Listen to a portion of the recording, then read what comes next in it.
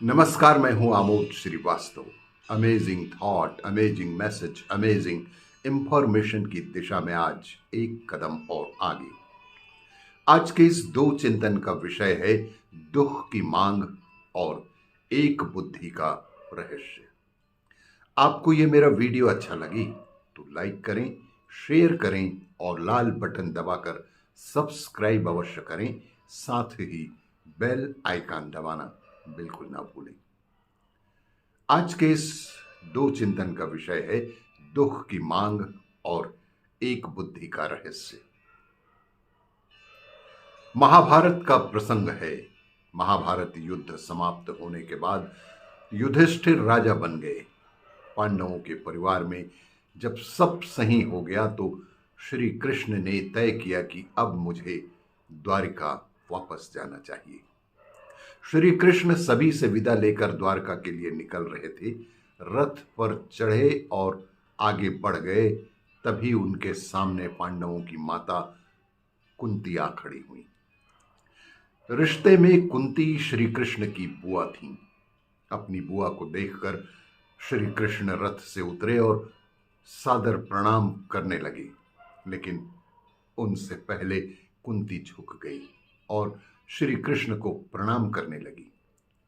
श्री कृष्ण बोले कि आप तो मेरी बुआ हैं, मैं आपका माता की तरह सम्मान करता हूं। हर रोज मैं ही आपको प्रणाम करता हूं, आज भी कर रहा हूं, लेकिन आज ये क्या कर रही हैं आप? आपने मुझे क्यों प्रणाम किया?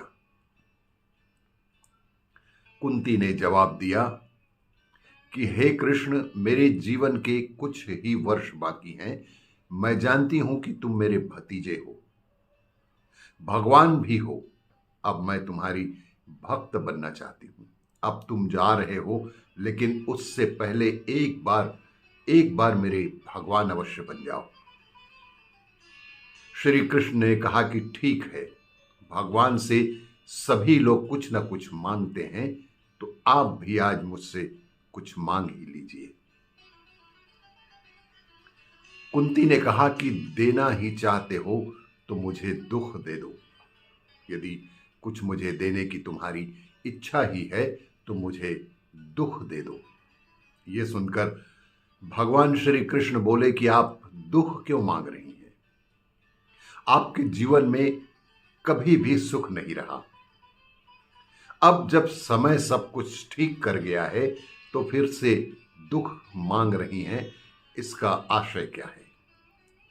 तब कुंती ने जवाब दिया कि दुख के दिनों में तुम बहुत याद आते हो कृष्ण, और मैं तुम्हें भूलना नहीं चाहती।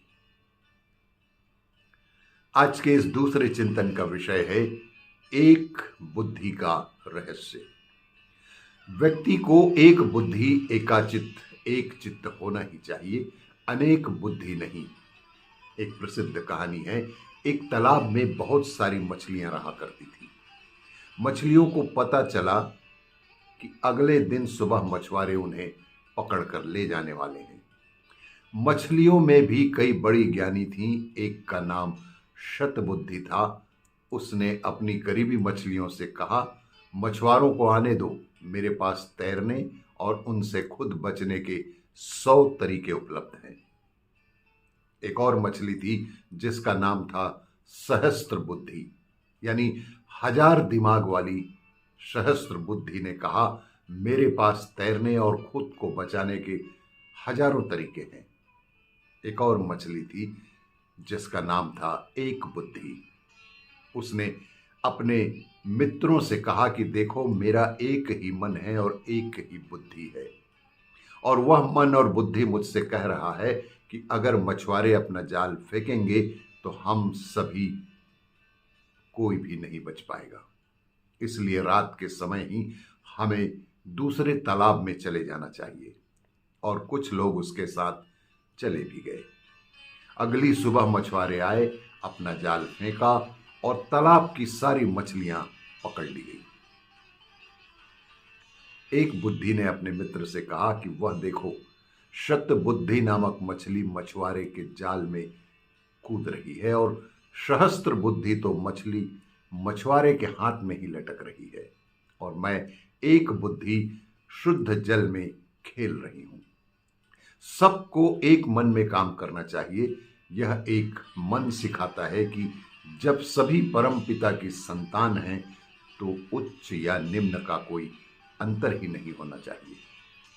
कोई व्यक्ति अधिक विद्वान हो सकता है, समाज उसे अधिक सम्मान दे सकता है, लेकिन एक इंसान के रूप में वह दूसरे इंसान से श्रेष्ठ नहीं हो सकता, क्योंकि सभी परम पिता परमात्मा की संतान जो हैं।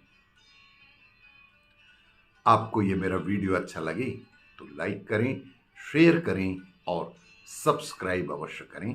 धन्यवाद।